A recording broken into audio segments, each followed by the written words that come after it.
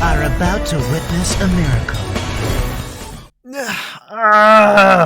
No! The only miracle that's happening this week is we're all going to be saving our scrolls. Hi, my name's MKxJUMP, and I'm going to tell you once again, save your scrolls! Do it! Please! Just please!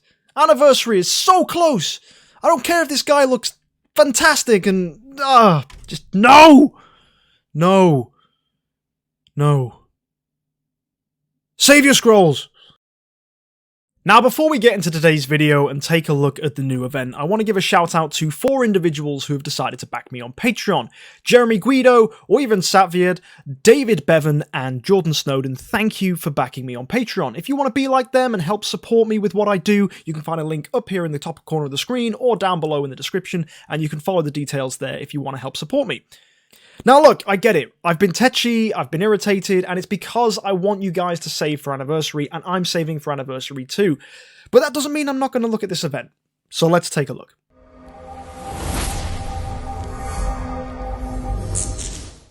So if I didn't make this clear on Wednesday, it's going to take something very, very special to make me spend my scrolls this event. I don't care how good the new hero is, I'm saving for Anniversary, like you should too.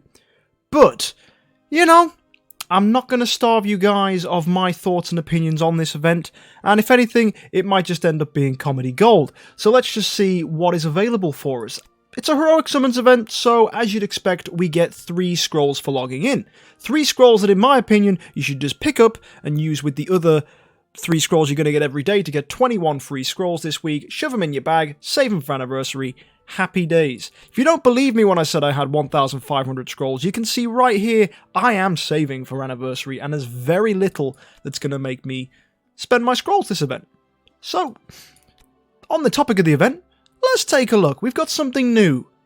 And if there's anything we know about DH Games and their new events, looking at Almost Workshop, they like their stuff aimed at pay-to-win people.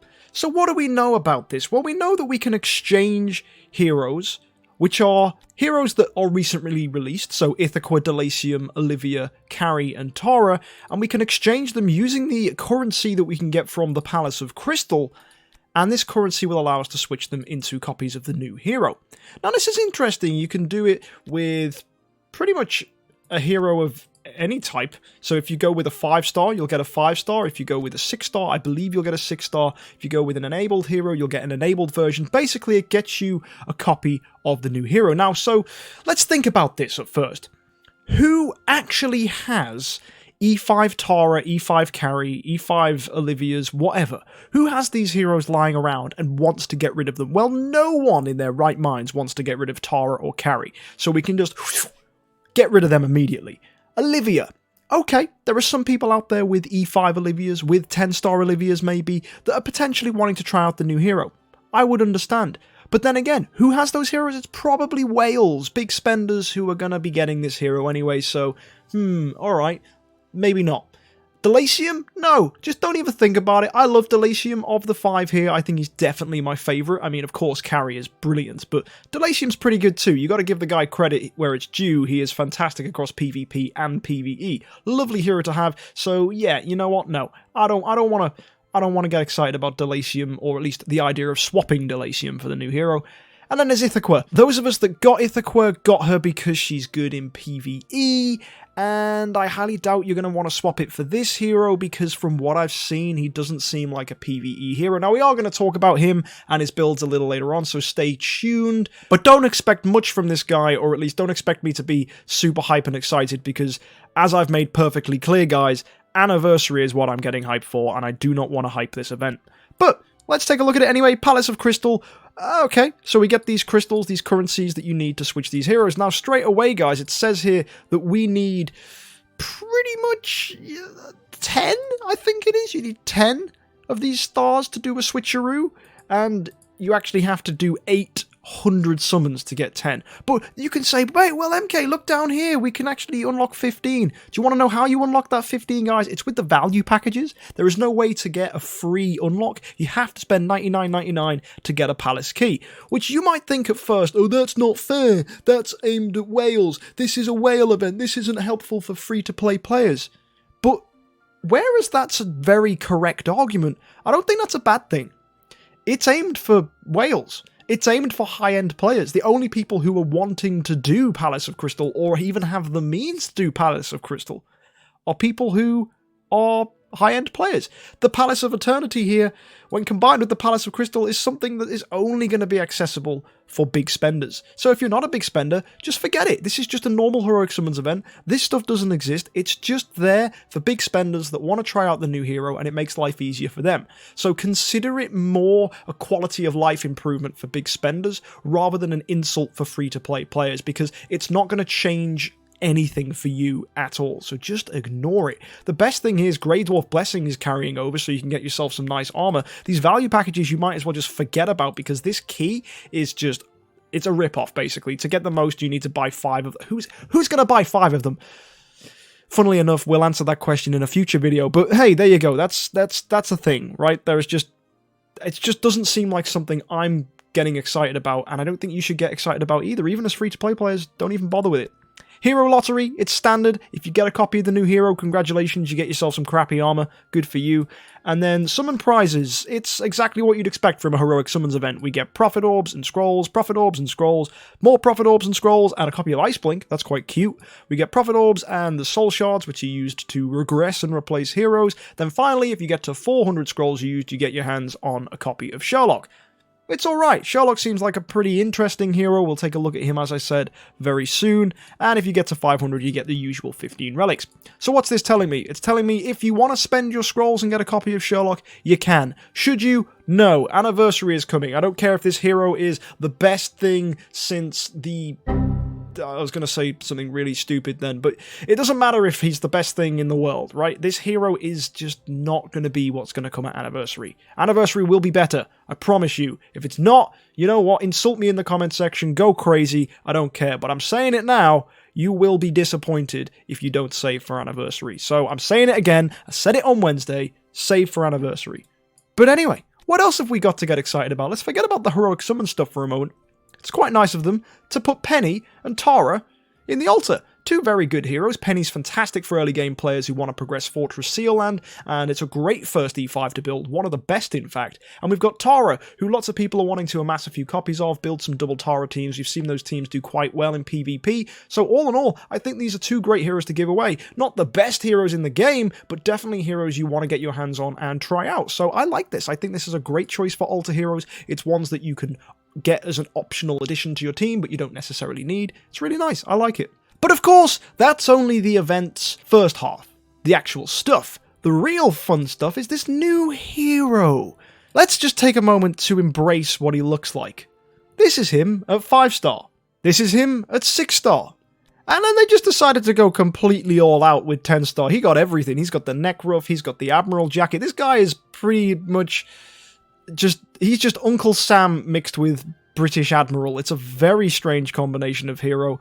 Interesting mask, and a lot of people think he looks quite cool. And you know what? I can see where they're coming from. He's so insanely radical that it's just pretty awesome. It's like he's already got a skin. It's just super crazy, and I to be fair, I kind of like it. I think it's pretty cool. There he is in all his glory. That's a 10-star Sherlock. Let's take a look at these stats. 1,188 speed. Not fast compared to some heroes we've had recently. 1218 is the benchmark that Carrie has set, and unfortunately Sherlock does not break that threshold. So if you want your Sherlocks to be fast, you're going to need to build them with a speed stone and a speed artifact. Now thankfully, when we take a look at his stats, that holds true. He doesn't have very good armor. His attack's pretty solid actually. 30k is alright, and his health it's pretty good. It's almost pushing at 600k. It's not the worst. It's certainly not the best, but it's pretty damn good for a mage. To be fair, this health stat isn't bad. Combine that with his passives here, you'll see he has damage reduction plus 30%, which is nice.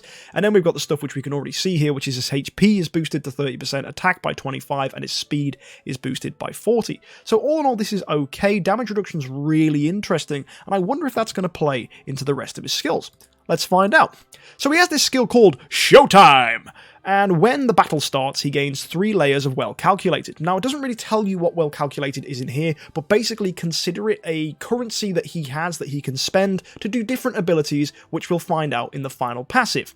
Anyway, After each round ends, he has a guaranteed chance to give himself another layer of well calculated, and then a 50% chance to get another one. So he could get 1, he could get 2, it's kind of inconsistent, but basically consider it that he starts with 3, by round 2 he's got 4 or 5, and then it keeps on adding up and adding up and adding up. His basic attack is going to target one random enemy, dealing basic damage, and has a 50% chance to inflict the target with the Shapeshifting CC. The Shapeshifting CC is really interesting, and you have to realise his basic attack does this, which is pretty interesting if you consider that Ruyi Scepter will increase the chance of this and actually make him have a much higher chance of doing this. So Ruyi on this guy is definitely looking like the play right now, because let me explain to you what Shapeshifting does. One of the control effects, so basically we know it's a CC, and it will turn the target into a dove.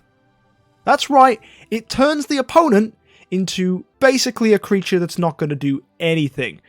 When you're a dove, you can't attack, you can't trigger your passives, and you can't do anything. Now, the thing that annoys me the most when you're a dove is Purify doesn't work, so it doesn't break you out of being a dove. That's annoying. So we basically now have the ultimate CC, which basically makes your hero completely useless. You thought getting sealed by Tara was a bad thing. This is horrendous. So, sounds broken, right? And it lasts for 15 rounds. What could possibly make this not broken? Well, after you receive 3 active skills or basic attacks, you break free from being shapeshifted. So there is actually a downside to this, that it's easy to pop. If you think about Horus, every time Horus is hit by a basic or an active, he's going to block and it breaks him free from his CC. So it's a similar thing to this. However, it's really good because it can't be stopped by Purify. And that's very strong, because it just means that you can make a hero skip a turn. And in PvP, where speed and getting every attack in you can matters, this is quite good. The only thing that is going to stop this is the massive increase in CC immunity that we've seen recently, mainly from the auras and the fact that loads of heroes currently have plus 30% CC immunity built in. So it may make Sherlock's time a little more difficult. So if you want to maximize his effectiveness as a CC hero, I really encourage you to run him with Ruyi. Now, I realize I'm saying this to an audience who most of which will never build a Sherlock in their life, but hey, there are some people out there that do want him or are hoping to get him in the future. But then, of course, who's got a Ruyi? Not a lot of people. So the people with Ruyis are probably going to end up being the people with Sherlocks, so give this guy a Ruyi and you'll see some pretty cool stuff. Now, let's check out this final passive, the thing we're really interested in, because actually I do think this is the most interesting skill he has.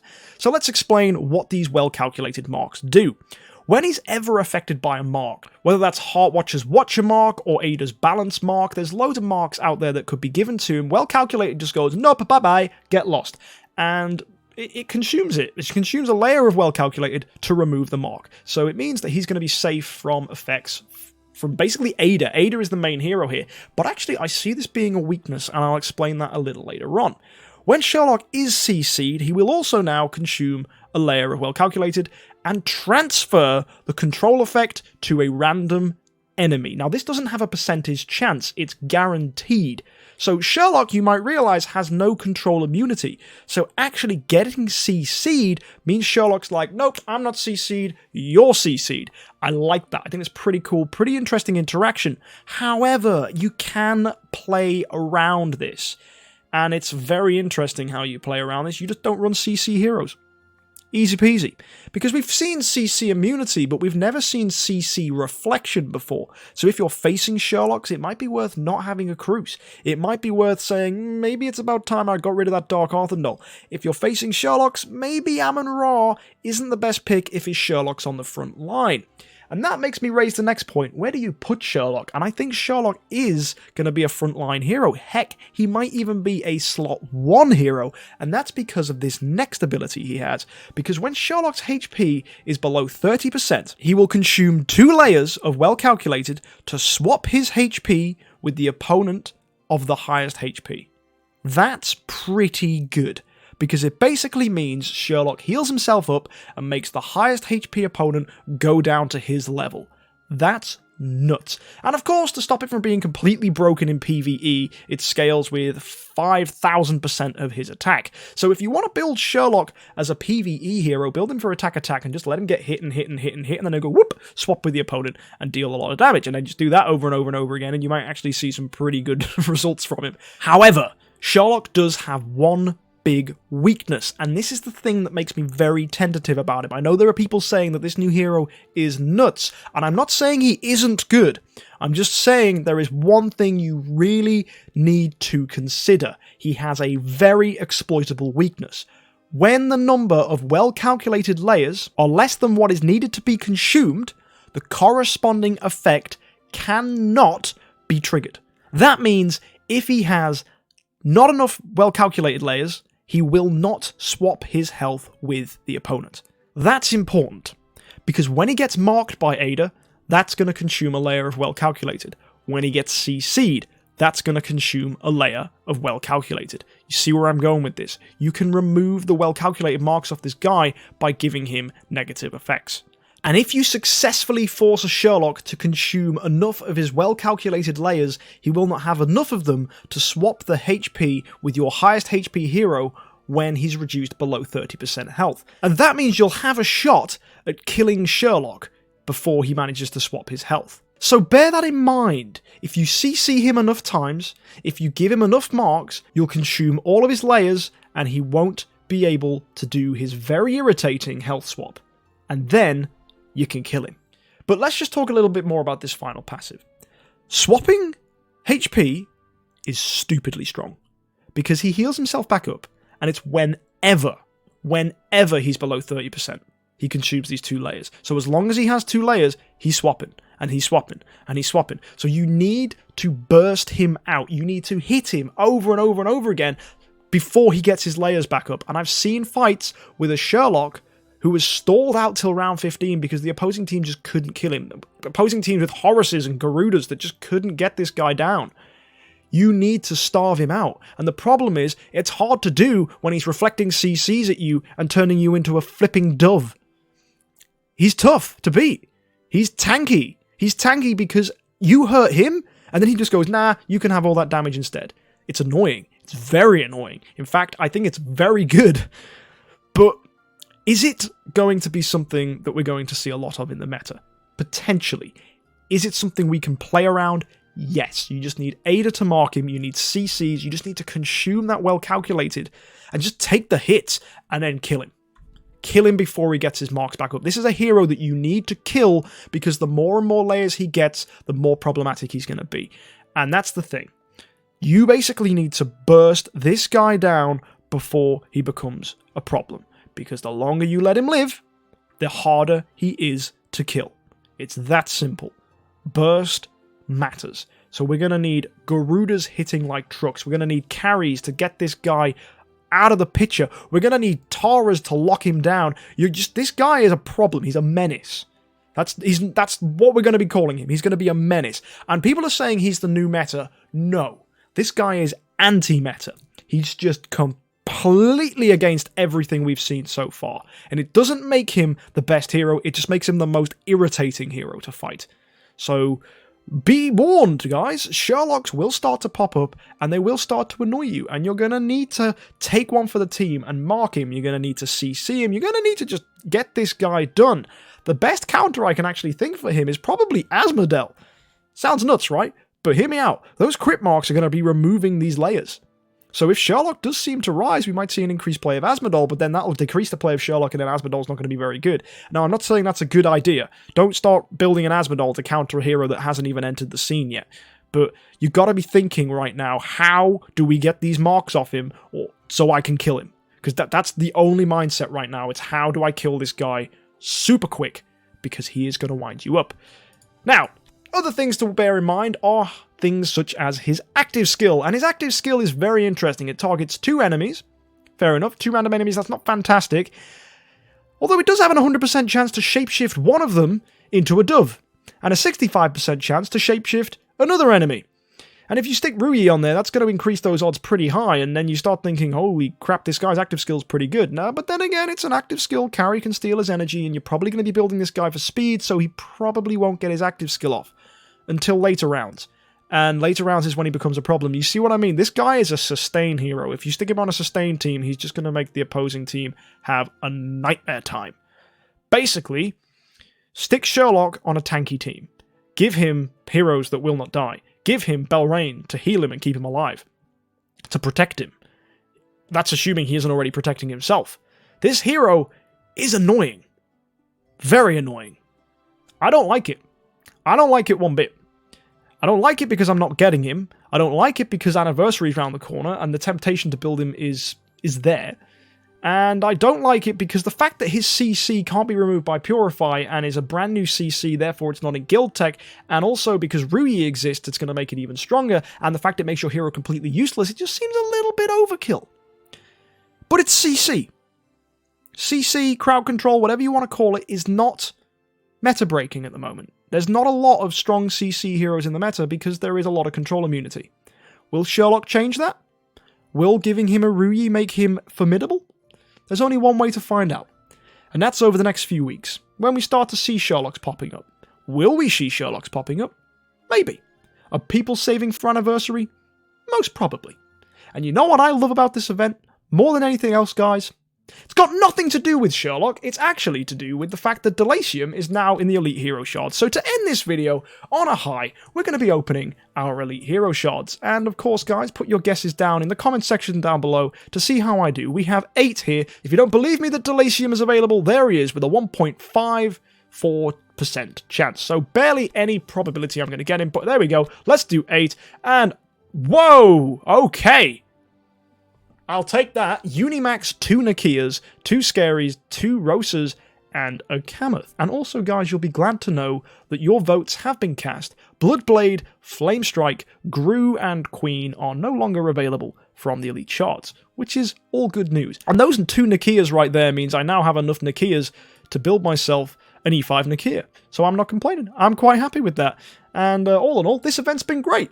That's the only thing I cared about this event, summoning those Elite Hero Shards. Do I care about anything else? No. Heroic Scrolls? Do I want to use them? No. I'm saving for Anniversary. Is this new hero good? Yes. Is his CC a pain in the backside? Yes. Is his final passive skill cheesy as hell? Yes. Is it going to be annoying? Yes. Do I want that hero? No. Absolutely not. Just no. I will not. No. Just no. No.